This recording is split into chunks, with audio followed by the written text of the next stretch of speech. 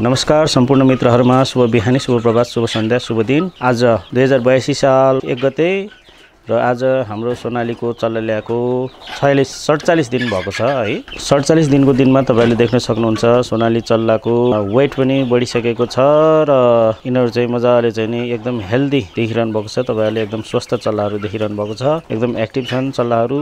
अहिले चल्लाहरु दाना खान थालिरहेको छ र एकजना साथीले चाहिँ भन्नु भएको छ कमेन्टमा वेट कति आछ वेट पनि जोख्न पाए हुने भनेर भन्नुभएको थियो। वेट जोख्नको लागि चाहिँ हामीसँग अहिले डिजिटल मेसिन नभएको कारणले गर्दाखेरि हामीले चाहिँ वेट गरेको छैनौं हैन।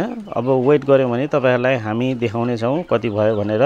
तपाईको प्रश्नको तपाईको जिज्ञासा पनि हामी मेटाउने छौं। तपाईको प्रश्नको उत्तर पनि हामी दिने छौं भनेर चाहिँ हामी भन्न चाहन्छौं।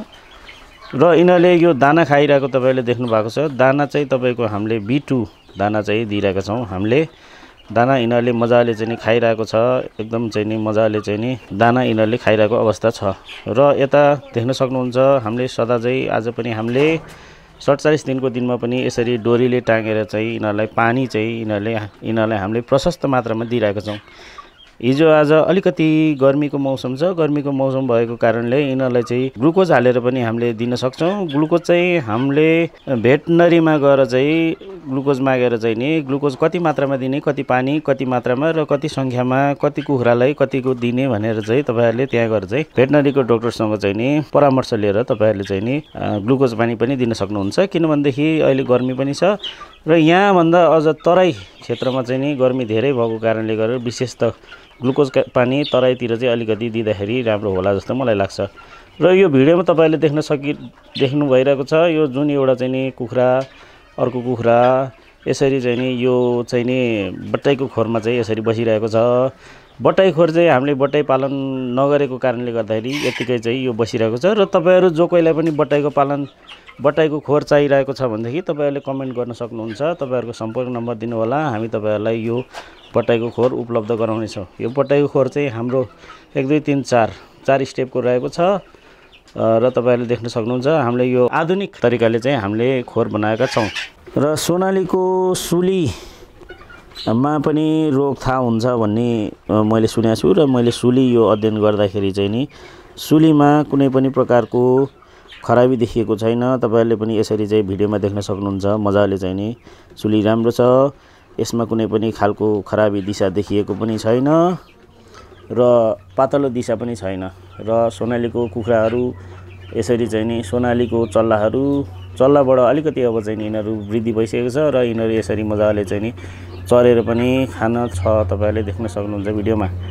र हाम्रो एकजना साथीले हाम्रो मित्रले चाहिँ नि कमेन्ट गर्नुभएको थियो सोनाली कुखुरालाई लोकल कुखुरा भन्नुहुन्छ तर तपाईहरुले दाना दिनुभएको छ भनेर। हामीले यसरी दाना पनि दिएको छौं र हामीले चाहिँ अलिकति यो ठाउँ धेरै नभएको कारणले गर्दाखेरि काठमाडौँमा आफ्नो ठाउँ अलिकति अभावको कारणले गर्दाखेरि हामीले चाहिँ नि यसरी यिनीहरुलाई चाहिँ नि हामीले बेला बेलामा चाहिँ नि यसरी चाहिँ नि यो अब चरेर खानी पनि गरेका छन्। यिनीहरु यसरी ढुङ्गा माटो किरा फट्याङ्ग्रा टिपेर पनि यिनीहरु मजाले खानी गरेका छन्। तपाईले देख्न सक्नुहुन्छ भिडियोमा। र हामीले सदा चाहिँ भने जस्तै आज पनि सदा चाहिँ हामीले यसरी टाँड बनाइरहेका छौं। टाँडमा बसेर चाहिँ यिनीहरु चाहिँ नि मजाले बस्ने जातको भएको कारणले गर्दाखेरि यिनीहरु टाँडमा मजाले बस्छन्। हाम्रो एकजना साथीले चाहिँ सोनाली कुखुराको चल्ला चाहेको थियो सम्पर्क नम्बर दिनु न भनेर भन्नुभएको थियो। हामीले चाहिँ युट्युबमा सम्पर्क नम्बर राख्न मिलेन। त्यसैले तपाईको सम्पर्क नम्बर हामीलाई पठाउनु होला। हामी तपाईहरुलाई सोनालीको चल्ला कहाँ पाइन्छ तपाईहरुलाई चाहिँ सम्पर्क नम्बर दिएर चाहिँ नि हामी तपाईलाई फोन गर्नको लागि हामी तपाईहरुलाई भन्ने छौं। एकजना साथी कैलालीको साथीले चाहिँ नि चल्ला चाहे भन्दै हुनुहुन्थ्यो। आज मौसम घमाइलो छ हैन। हिजो बेलुका राति पानी परेको थियो तर आज बिहानै घाम लाएर पनि आज चाहिँ एकदम दिन घमाइलो भइसकेको छ। एकदम गर्मी बढिरहेको छ र यिनीहरुलाई पनि अलिअलि गर्मी भइरहेको तपाईहरुले देख्न सक्नुहुन्छ। सोनाली कुखुराको मैले चाहिँ यो अर्को पोथीहरुको भिडियो पनि बनाउँछु भनेको थिएँ तर मलाई चाहिँ यो चल्लाकै भिडियो अहिले बनाऊ कि भन्ने जस्तो लागेर चाहिँ मैले फेरि यो चल्लाकै भिडियोहरु बनाइरहेको छु। हामीले चाहिँ यो अब सोनाली कुखुरा लोकल कुखुरा जस्तै हो लोकल कुखुरा नै होला भन्ठानेर चाहिँ हामीले चाहिँ यसरी चाहिँ नि यो यिनीहरुलाई खेल्नको लागि यिनीहरु यता माथि चढ्छन् यिनीहरु यता डुल्छन् हैन। यसरी चाहिँ नि हिँड्छन्। त्यही भएर चाहिँ हामीले यसरी बनाइरहेछौं। अब हाम्रो सोनालीको फेरि अर्को ब्रिड फेरि अर्को लट आउँदैछ।